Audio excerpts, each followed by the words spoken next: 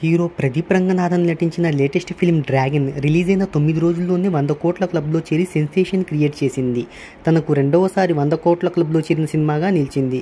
ఇక ఈ మూవీ రెండవ వారం కలెక్షన్ల వివరాల్లోకి వెళ్ళబోయే ముందు ఒక చిన్న రిక్వెస్ట్, మన ఛానల్లోని వీడియోస్ చూసి నచ్చితే సబ్స్క్రైబ్ చేసి లైక్ కొట్టి షేర్ చేయండి.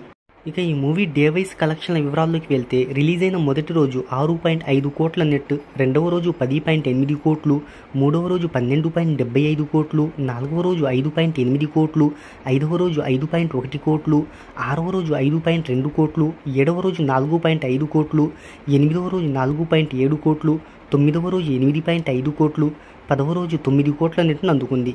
ఇక 11వ రోజు 2.25 కోట్ల నెట్ను అందుకుంది ఈ మూవీ.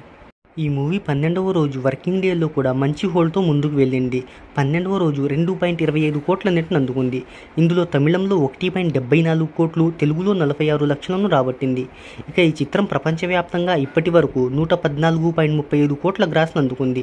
దీంట్లో ఇండియాలో 86.85 కోట్లు, ఓవర్సీస్లో 27.5 కోట్లను రాబట్టింది.